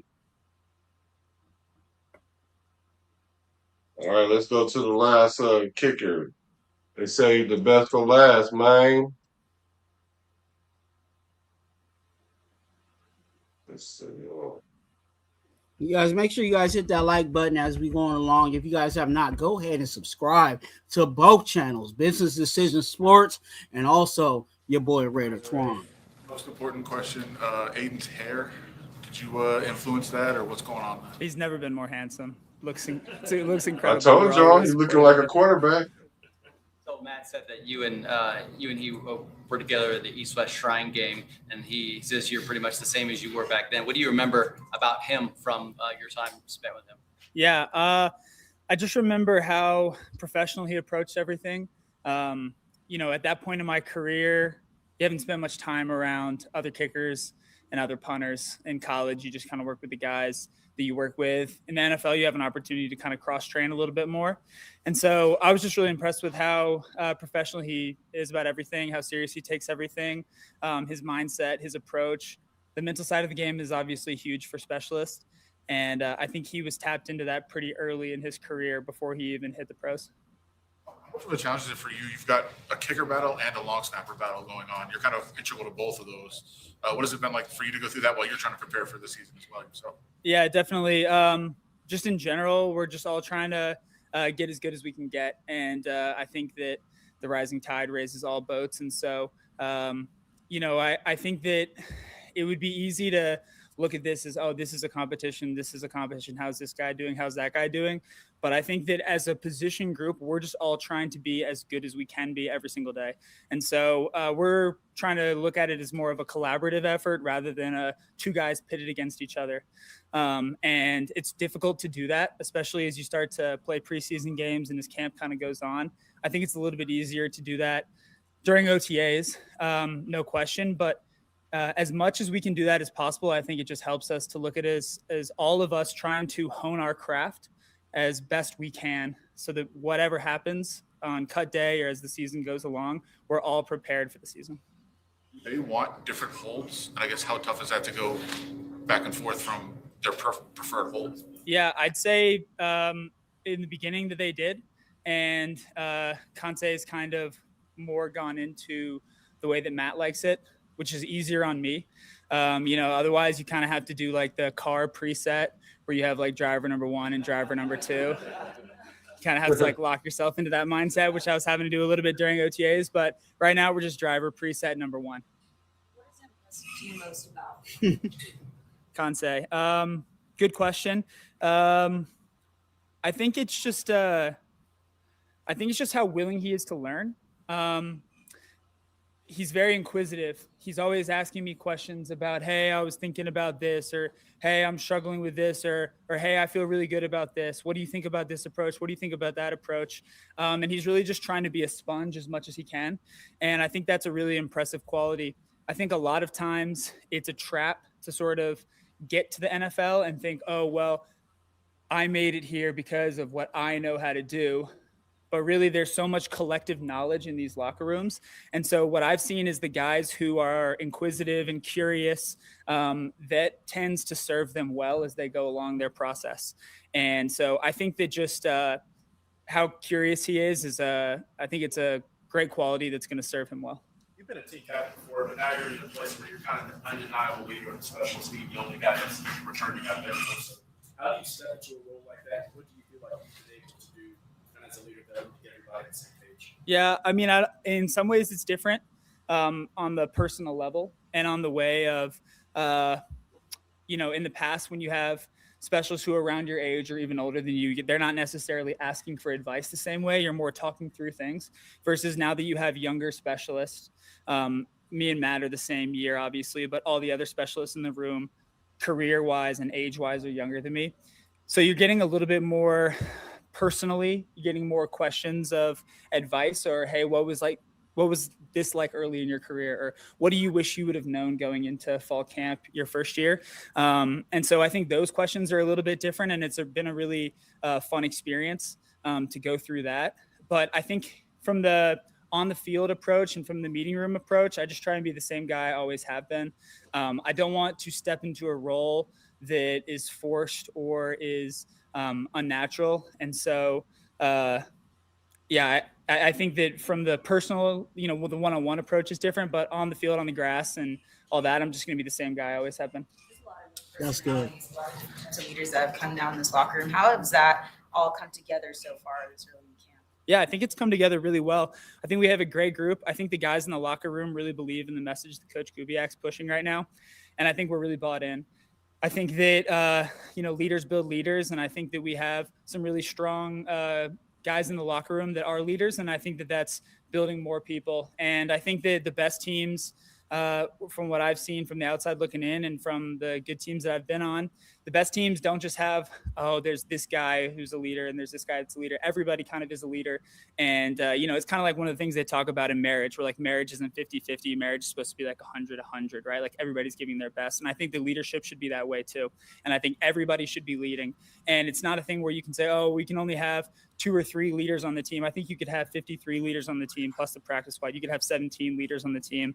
And I don't think there's any issue with that. And I think if everybody's setting the standard, then we're all chasing each other. What have you noticed that Joe Decamillis has brought to the special teams unit? Yeah, he definitely has a very distinct energy in a good way that really locks guys in on special teams. I think sometimes one of the challenges with special teams is offense and defense has so much time, meeting room, on the grass, etc. Special teams, we get guys for a very short period. We probably have 1/5 or 1/8 of the meeting time they have. We get 10, 20 minutes maybe out of a 2-hour practice, right? So being able to capture guys' attention is something that he really excels at. And it's definitely not a meeting room where you're going to see guys dozing off. He is going to make sure that he has everybody on the edge of their seat constantly. And I think that feeling like your heart rate's a little faster when he's got the clicker in his hand, I think is a good thing. Coach Derillis. Derillis. I told you, you look like you just slapped the taste out y'all. I tried to tell y'all before we went to class that we ain't gonna sleep in the special teams class. Coach Kubiak don't need to come in here because Coach Derillis ain't gonna have it. So I love what I'm hearing from this special team group right here because we got a coach in there, man, for real. What'd you think about what he said, bro? Hey, he said he has a distinct energy. You know what I'm saying? Like, I'm loving it. You know what I'm saying? And AJ Cole, I'll say this about AJ Cole. AJ Cole is you know, I love listening to AJ Cole. And some people are like, I'm not gonna listen to the punter. Like, this guy is so chill, so laid back, but he still performs. You know what I'm saying? Like he's still like a surfer boy, but he's out there still kicking the heck out of the ball. You know what I'm saying? And I'm glad that he is taking the approach that he's taking. Because I mean, he is the leader in the in that special teams, you know what I'm saying, room. You know what I'm saying? And for him being the leader, he said, I'm just gonna be me. You know what I'm saying? I'm not just gonna, because I am supposed to be the leader, I'm just gonna automatically turn into, like an uptight, you know what I'm saying, supervisor. Like, he's like, nah, I'm just gonna be me. And we gonna rock that way. And I think that's the best way. I think that's the best leader. You know what I'm saying? I really do. Yeah. And no matter how chill and laid back he presents himself and how funny he be, cracking little jokes here at the presser, continue to do that as the leader of the special teams, because I think everybody in the special teams will respect him even more for being the leader and also being himself at the same time. Yeah, for sure. I've expressed this before. As a player, I made it a point to get cool with the kickers. And I came to find out that the kickers are the coolest. Just the kickers I've had, like every kicker I've ever had was the coolest. And he definitely fits that vibe, and I think he's somebody I wouldn't mind hanging out with. He does look like that California kid. So I do like that. I do like the fact that he's being himself, because a lot of times kickers can be alienated from the team. They only get adulation when they make that game-winning field goal, and you catch a lot of hell if you miss that game-winning field goal. Right. And it's only one play. That's why I really, when he said that, I felt that, because it's really one play. You don't have a chance to get it right. You only get one chance to get it right. So I like the vibe that's going on. Like you said, his leadership kind of subsides that stress, and or in confidence or unconfidence or whatever. What's the word I would say? Like, I don't know, when you're not confident. And he exudes confidence. So I like that about him. What would you say is the biggest difference this year in attitude and just like overall team performance throughout other years? On special teams or just in general? In general.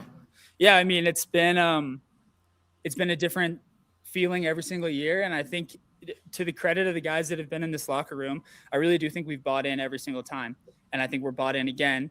And so I don't want to disparage anybody that's previously been here or any other cultures or staff that we've had, but it does seem to feel different this time, and it does seem to feel like we have a really cohesive vision, a really collective buy-in, and I think that the number of people swimming in the same direction is definitely at an all-time high. A couple more rows. Matt was talking about his perception of Fernando and him coming in being so humble after all he accomplished in college. As a tenured guy on this team. Just what can that do for team culture? A number one pick coming in and being humble like that. Yeah, definitely. I think that anytime somebody comes in, you want them to be themselves. And when whoever they are is naturally a really good guy and really authentic and genuine and humble, it's a little bit easier to say you should be yourself. And so I don't think that's always easy with the first overall pick. And some people might feel like they have to act a certain type of way. And I think I said this last time on the podium, but we don't need him to be anything other than Fernando. And we just need him to be who he is, because who he is genuinely a great player and it's a great person. And I'm excited to see his development. We're all excited to support him as best the way we can. But it is great when the guy shows up and they already have the humility and they already have, a clean head on their shoulders. Special teams room debate so far in training camp? It's a fantastic question. We're kind of early in the training camp, so we're not really in like the full dog days, but the one that I'm planning on bringing up when it really starts to feel a little bit stale is the age-old debate of, are there more wheels or doors? We're going to go to that one. The trivia guesstimation from yesterday was, I've been trying to come with some trivia every day, keep the vibes high. The question yesterday was, how many total parking spaces are there in the United States of America? Anybody have a guess? I was about to ask, do you want to guess how many total parking spaces there is in America? Let's take an educated guess here, Twuan. So you want me to go first so you can do like on the Price is Right and say $1 and then you be the closest one because I went over? Yeah, go ahead, because Okay, I'm going to say how many parking spaces in America is going to be 1 point, I want to say 1.3, but 1.1 billion parking spaces. I'm guessing. in America, Yeah. you know that's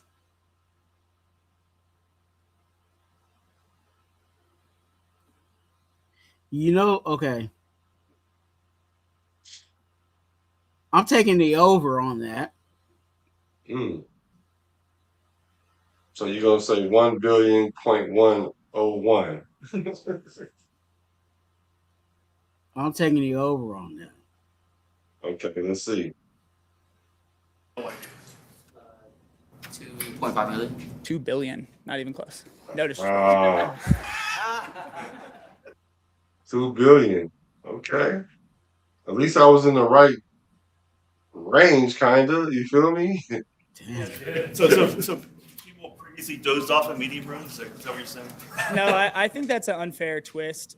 I wouldn't like that to turn into a headline, and I don't think that's fair to say.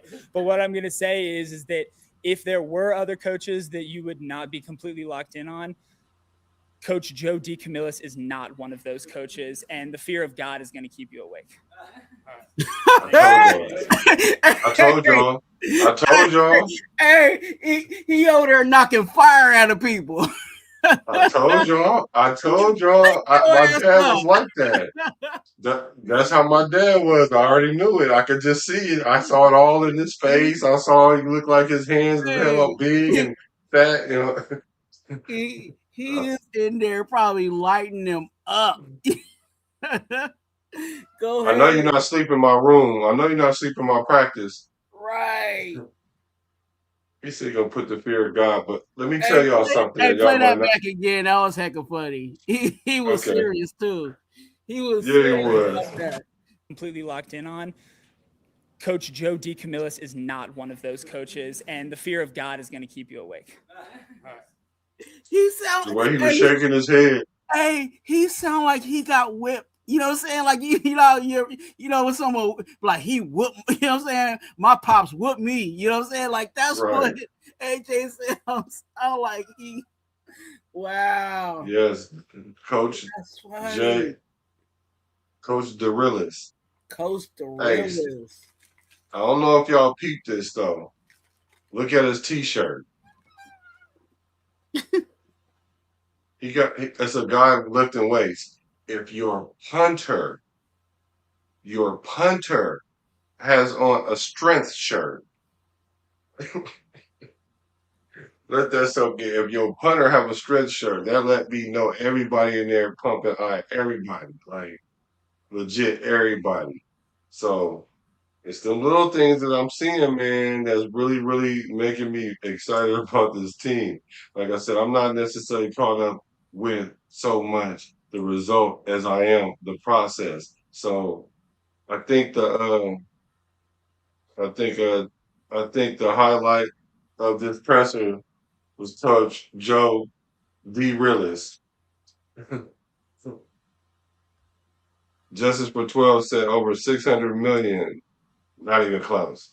Triple said 700 million to 2 billion. That's a big gap right there, but you was right. It's around 360 million people in America, so parking should be 2 or 3 times or more. That's a good way to break it down. The minutes. Yes, so I look. He talking about, hey, he's the one. That's the one teacher that you better stay awake in the class. Right, you better not, because if That's you nod right. off and wake up and he's sitting right there, boy, you thinking it's their last day right there, boy. I had a what did he teach? What was it? I don't want to say social studies, but it was one of like the history classes in high school, and this teacher had a yardstick. You remember like the old school yardsticks? Yeah. But he would duct tape it. Mm-hmm. And if someone fell asleep in the class, he would light up that desk. Hella loud. And you would hear whack. You know what I'm saying? And it wasn't just the yardstick because he hit the desk, it broke in certain places. So like by the end of the year, like that yardstick turned into a whip. So if someone was in, you know what I'm saying, because in high school, people would just be like laying on their desk, you know what I'm saying, just laying on their desk, passed out while the teacher's still teaching. And some teachers just let that kid go to, let that kid sleep or let the kids pick on him, you know what I'm saying, because he was asleep, you know what I'm saying? Like, but no, this teacher, like, if a kid was thinking about dozing off, he would get that yardstick in. And everybody knew in the class it was about to happen because everybody was like, "Oh, he got the stick, and he go, wow!" And, and that person would pop up, you know what I'm saying? Because they be all like, I ain't saying that's what Decamillis is doing, but he's doing something lightweight to that extent. If he's saying, you know what I'm saying, everybody is paying attention and woke in the class. Yeah, for real though. That's that old school. That's that old school for real. So I wonder I like that. I wonder who got you know what I'm saying, who got the business, because there was somebody that was made an example. At least one. It probably was just one. Trust me. I don't know if it was past one, but whoever that one that got it got the business and made an example out of it. Because you know how in the old school you used to get a whooping so bad that you wouldn't get another one for like 6 months. Right. And they be talking about we did that to instill the fear in you. You know what I'm saying? Like, right. Yeah. So yeah, shout out to Coach the realist. He is the star. I thought the Tokyo Toe was gonna be the star of this presser. No. No. So yeah, I'm juiced about that. I like that. So they start hitting tomorrow. They pad it up tomorrow.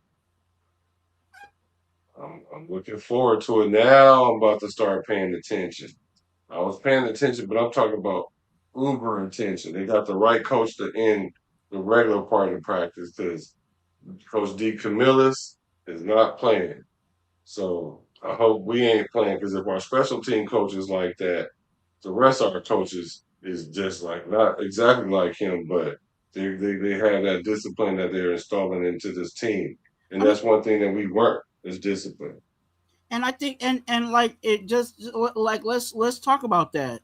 real quick, Black. Let's talk about our coordinators and their vibes, right? We know that Decamillis, obviously, the vibe that we get from him off of this presser, that he's a no nonsense, you know what I'm saying? He ain't playing no games type of coach. And then you got the head coach, who's, let's call him the offensive coordinator, but Kubiak, and everything that we've heard from the reports of who Kubiak is he's all football. So he's another nonsense, you know what I'm saying? And Robbie Leonard, you know what I'm saying? Like, we know Robbie Leonard was on that same, you know what I'm saying? Like, same intensity, like in his own way, you know what I'm saying? He's a little different, but he's still a non, you know what I'm saying? A non BS type of person. So that is the vibe that's going to permeate and vibe across this, you know what I'm saying, across this team. There was I forgot who said it, but they were talking about the vibe of, everybody coming in just going straight to work. It wasn't even like a little, none of that. Everybody was just going, just putting in the work. And if our head coach is a nonsense, all football, again, all that trickles down. So it seems like the guys that we have in our coordinator spots, I think they all work together collectively. Because again, they coach their own things, but all three sides need to come together on Sundays. Yeah, I like the fact that you can tell that they're all on the same page. It's going to be very hard to get me to believe that anyone is sabotaging anything in this locker room. Right. I think they're all going to be on the same page, and it's funny because they all respect each other's space because everyone's accountable for their 111. Mm-hmm. So, hey, you guys train them up the way you do. Hey, I don't care how you get there though. Right. I don't care how you get it done. Just get it done. And so, with that level of accountability, there's nothing but upside for that. And even if it does take a little bit of time, like you said about even Fernando, you said, I don't care if it takes 5 years, but if we get it right, then that's what it's about. Mm. And the same thing here. Like, if we don't get it right, yeah, it might take a little bit of time, but once it catch on, it's gonna be hard to break that. And that's the difference between being a worst to first 1 year and then go back from first to worst the second year, because we've seen that. Yeah, go ahead. No, I'm just saying. So I like the consistency. Yeah. No, and I'm with you on that. This is a situation kind of like when you with parenting. You have one parent that's the authoritative, and then the other one is over there giving ice cream. You know what I'm saying, on the low. Like I don't think we got that situation where, you know what I'm saying, Decamillis is being authoritative and Robbie Leonard is on the side giving people ice cream. You know what I'm saying? Like, I think they're all really on the same page in regards to how they're going to move forward. When I said the whole Mendoza 5-year, you know what I'm saying, metric, I was being very sarcastic, because I don't believe that it's going to take 5 years for Mendoza to get it right, but it's still yeah. I still hold true to my statement as, hey, let's make sure, if we have the time for these guys to get it together, let's make sure these guys are all working it out to get it together. And I think it might, because they're all on one page, coaching staff wise, it seems like it might speed up, to be honest with you, because again, you don't got that, oh, this person's going to baby me, or, you know what I'm saying, there ain't no politics in that situation, because everybody seems like, you know what I'm saying, they'll give you the business in their own way. Because I as quiet as Kubiak is, I know that, you know what I'm saying, if he needed to get into somebody, you know what I'm saying, for, and reprimand him for something, he ain't gonna hold back on it either. Yeah, no, for sure he ain't. He ain't gonna hold back at all. And everybody on the same page. So it's like no matter where you go, it's gonna be that way. And so that's the culture. Salute, That's the salute, culture. Major. Good to see you, bro. He has a Yeah. good channel. Check him out if you're a Laker fan. He spits the realest over there. You know what I'm saying, at major level. So Okay, shout out to Major Level for sure. They don't have Bon Bon no more. So it's a new era over there for them. yeah. Yeah, so man, we started off watching Kirk Cousins doing a $150, sideways doing a $150 to the locker room on them, to Coach D Realist, letting it be known, to finding out there's 2 billion parking spots in the United States. Yeah, So impress your lady and tell her that fact. You know what I'm saying? Act like you know something. You know what I'm saying? Like, hey, right. you know me. You know, I was thinking about it. How many parking spots are there in America? You know what I'm saying? hmm Yeah, so I thought going into this pressure was gonna be, man, Right. nah, I was wrong. I'll admit I was wrong. Oh yeah, and by the way, I love Kirk Cousins, by the way. Hey, and I was gonna say that, Black. Like I was really gonna have that conversation with you. Like, I really like this presser. Yeah. This is probably I'm not gonna say this is probably the best presser, you know what I'm saying, so out of camp so far, but this is definitely probably I would say top 2. Yeah, I was gonna say top 2. It is the best. Well, yeah, let's say top 2. It was well rounded. Right.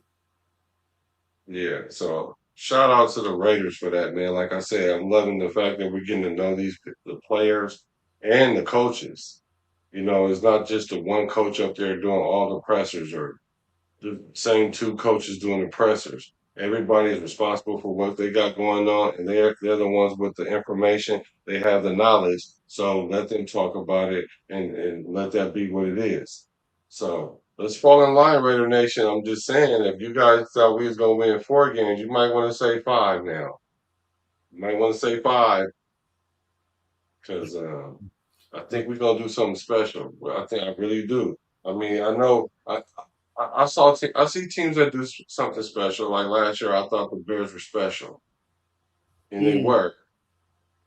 It doesn't always equate to Super Bowl, but it's a building block. It's a building block. It's a process. I don't think we're gonna win the Super Bowl this year, but can we? It's possible. That's how y'all be doing me. It's possible. So yeah, it's possible. So hey, I didn't up the ante, man. I'm at 8 games now, man. I got 8 games, man, and guess who number is 8? Kirk Cousins. Kirk Because you want to know why? I love Kirk Cousins. That's why. You said you definitely don't sound like you a Nando sexual. You know what I'm saying? You know. No. You know what I'm saying? No, maybe at some point when the room clears out, but as of right now, Yeah. no, actually, I ain't gonna be an endosexual because I ain't gonna be delusioned about where he is. Yeah, and that's it. You know what I'm saying? Like I might eventually grow into really a fan of Fernando Mendoza, but I'm still gonna put it in perspective. You know what I'm saying? I'm not gonna be flying to the moon. You know what I'm saying? With with Fernando Mendoza unless he takes us to the moon. You know what I'm saying? Unless That's he takes us there, I'm not gonna be there. You know what I'm saying? So I think that's how we need to take all these players. Like, yeah, you can be, I like this guy. I think he'll do well for us or whatever. But like the way beyond like glazing of somebody that really hasn't even accomplished anything yet is just a little it's a little crazy to me. Right. A little something. Hey, I'm glad you cleared up the 5-year thing too, because I repeated it because that's how you said it. But I know you didn't mean literally Yeah. 5 years, but you know the time that it takes. I'm just saying, have the patience of the 5 years. Exactly. Because we know that's what the contract. But with this kid, I don't think that that's what it is. And the crazy thing about Fernando is this: a lot of time, people when they're making these assessments, they're looking for a prototype. And prototypes don't always work out. Matter of fact, I would venture to say it don't work out more than not. You know how many times I watch videos or people say he's going D1 or he's going pro because they have that look. It takes a little bit more to it than that. It's the work that's involved. It's the humbleness that's involved. It's the patience that's involved. It's the buying in that's involved. That's the taking out the ego. To me, ego stands for easing God out. So the more ego you have, the less you are centered. So Right. when you walk in with those things and the team notices that, that's the way you earn their respect. Hey. Not throwing back shoulders all day in practice.